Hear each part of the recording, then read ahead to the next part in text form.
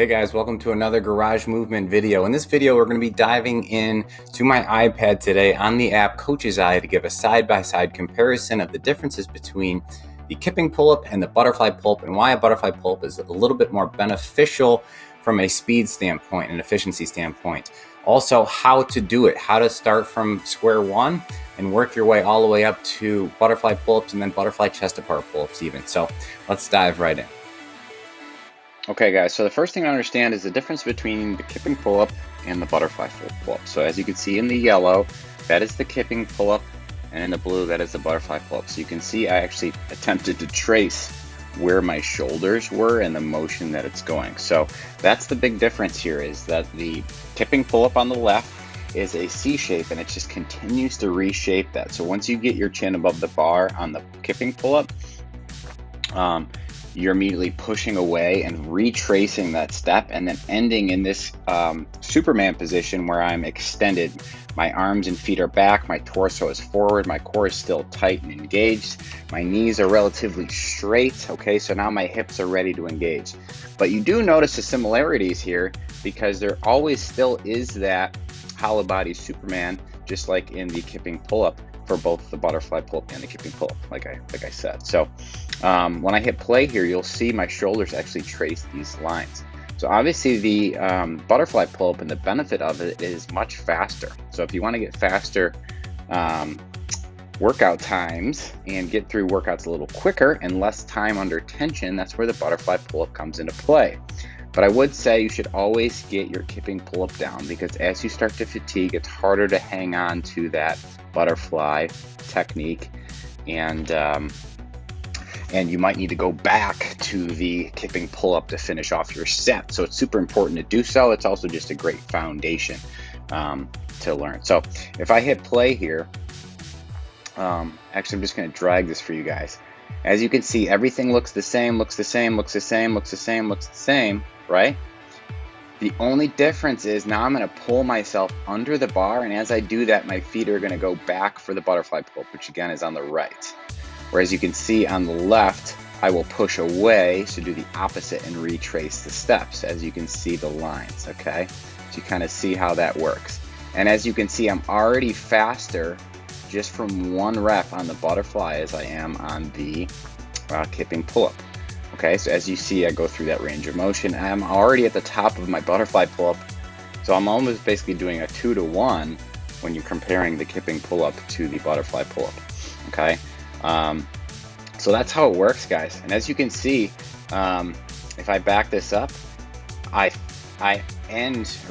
getting ready to do my second pull-up on the left here for my Kipping PullUp, and I'm in the same exact start position as I was before, okay, that extended Superman position. So I'm all wound up, ready to drive my hips forward, okay? And same thing with the ButterFly on the right. So as I come down, boom, I'm finished right in that Superman position, and I'm ready to engage and snap the hips to get that tension, right? Okay, so that's that quarter extremity that you may have heard before, when you drive the hips and then you follow through with the extremities, right? So in this case, the arms and shoulders, okay? And that's where you get that weightlessness, where you float up over the bar, okay? And that is the benefit of the both Kipping PullUp and ButterFly PullUp, is just that weightlessness. Now this is, again, just to show the kind of the comparison and the difference here. Okay guys, so the first thing to understand here, when we start talking about both ButterFly and Kipping PullUps, is that foundational kick, where we go from perfectly straight, like you can see here, into the extended position, which is what we call Superman, right? Superman, right there, see that? So notice that my arms and feet go back at the same time. They're not perfectly in line, but you can see that nice arch position. Notice my knees are straight here. This really helps me wind up the feet, okay? Kind of like a rubber band. So now I'm ready to snap into my next motion. Now when we're practicing this kip, this is super important to get, is you guys should be able to go back and forth between these two positions. This would be the hollow body position. Again, arms and feet are now forward, okay? And so we just kind of go back and forth between these two. Super tight, feet together, knees relatively straight. This really helps wind up the shoulders, okay? You also notice the head movement. The head is going behind the arms in that back swing, the hollow body, and then through the arms to really reach that full extension in the Superman, okay? So if I just hit play here, you can kind of see tight, controlled, and at any point I could just stop, okay? If I was stopping live, I would be able to just stop here, okay? And not have much movement at all. If you try to do this and you're doing this kipping motion and you stop and you're still swinging all over the place, that's not right. We want this to be very controlled, because when we start doing the kipping pull-up or the butterfly pull-up, in this case the butterfly pull-up, it's much easier to have that body control. So you need to have this first before you start flailing around trying to do a kipping pull-up or a butterfly pull-up in this case, okay? Okay guys, so once you get the kip down, okay, that really tight hollow body Superman, very controlled, right? The next step is to start, and this is the way that I've learned. There's some other ways where you do this, like reverse bicycle kick. In my opinion, it starts with the shoulders. It starts with the shoulders and not with the feet. When you start with the feet, it kind of throws you out of whack. And as you get better at this movement, if your feet are constantly bent, kind of like a bicycle, in my opinion, you're losing power and efficiency, and you're kind of flailing all over the place. So in my opinion, let's get rid of the hips and the feet and start with just this small shoulder movement, okay? So, let me back this up. Okay, so I put a little dot here, which we'll get to in a second. So I'm gonna start here with just my normal kip, okay? Super tight. Again, this is in slow motion, just so you guys know, okay? My arms are straight. I have that kind of pendulum swing. Okay, now I'm gonna start doing the circles, as you can see, okay? So I'm coming back, and then what I'm gonna do is, see that red dot? I'm gonna try to pull myself over that little red dot. So if you can kind of imagine that, you know, at your side, I guess, when you're doing this, is try to make your way around that dot, okay? So when I'm backing this up, as I come back, so I'm in that hollow body, now I'm ready to pull through my arms. So there's that little arm bend, right? So my lats are engaged, I pull my head through, and then I hit, boom. Now that's my Superman position, and that should be a nice smooth transition. It shouldn't feel like a yank on the shoulders. I hate seeing that. It's obviously not good. You want it nice to be nice and fluent. Obviously you might get a little bit of that when you guys practice this, but you want to get rid of that yanking. It should be nice and fluent and consistent, okay? So you just start with these small little circles, okay? As you get comfortable with that, then you can start kind of engaging the hips and the legs to go along with it, right? And you keep doing that, and by engaging the hips and the legs, you'll start snapping a little bit more, and you'll start elevating more. Just make sure you don't continue to do this if you start getting out of rhythm. Stop, restart, start your kip again, and start over, okay? I'm gonna back this up to the beginning, and then I'm gonna hit slow-mo, just to kind of walk you through this again. So kip back and forth, back and forth. When you're ready, on that backswing, you're gonna start pulling through. There it is, pull through. And start getting that nice, consistent, fluent circular motion around that red dot, and then start engaging the hips and the feet, making sure we're still well balanced here. Then you start making it a little bit bigger, and this is what I would practice, guys. Pause for a second.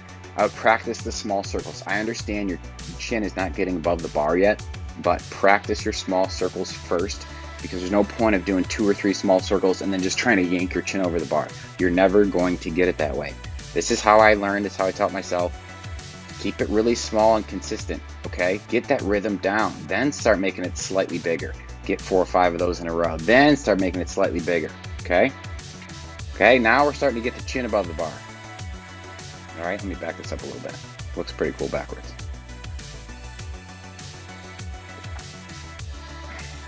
Okay, so now my chin wasn't above the bar, now it's above the bar.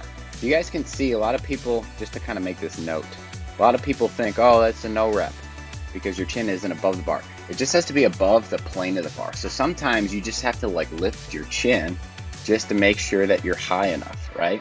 Let me see if I can get a line in here. Yeah. Okay, so if I line that up, can't seem to do it. There we go. Okay, you kind of line up the bar, right? And we're getting that chin above the bar. Okay, now it goes the same. I'm going to start going higher and higher until eventually I'm doing chest to bar butterfly pull-ups, which is definitely a little bit more challenging. It's the same exact thing. You're just getting a nice big kip, obviously elevating higher, and then you're actually just going to skim your chest on the way down. That's the trick. Okay, so a little higher, a little higher. There we go. And there's the chest to bar, chest to bar, chest to bar. Does that make sense? Okay, so those are the differences between how you get butterfly regular pull-ups and butterfly chest to bar pull-ups, and then kind of everything building up to that. So again, start with small circles and then progressively kind of make your way a little better. So that's it for this video, guys. I hope this helps you out. Get some practice in. Again, start with the basic foundation kip, then work on your small circles, get that consistent, then start making it larger until you're getting your chin above the bar. Once you guys have that down, you're getting 10, 15, 20 in a row of being able to keep your rhythm. That's going to be the time where you can start trying your chest to bar butterflies. There's no point of doing one chest to bar butterfly, right? Because that isn't really a butterfly because you're not syncing them together. I hope that makes sense.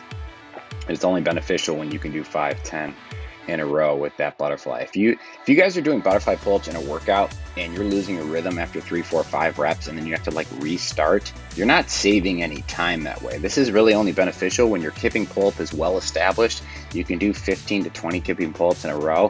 Now it's time to start syncing those together, and you'll be amazed when you do sets of 10, 15, 20 how much quicker you can be inside of a workout, less time under tension, so on and so forth. Hey guys, I really hope you enjoyed the video. If you did, please leave a like, leave a comment, share with your friends, and definitely subscribe to the channel. That'll really help me out. That way you'll get videos just like this. Also, if you guys want more content and things like that, check out garagemovement.com for a 14-day free trial. If you guys are not on a specific exercise plan, check it out. It's definitely a great option for you. Even if you're working out at home with no equipment at all, there's options for that. Or maybe you only have a pair of dumbbells and a jump rope. I got options for that too. Or if you go to the gym and you want full gym workouts, I have all these options adapted to you and your fitness level. So give it a shot. It's 14 days free. It'll walk you through step by step how to do absolutely everything: exercise library, technique videos, different strength movements, different lifting exercises, core work, and then overall your general programming that's going to get you very, very fit. Okay, whether you have, like I said, a full gym or next to nothing with equipment that you're doing from home in a small space. Hope you guys enjoyed. I'll see you guys in the next video.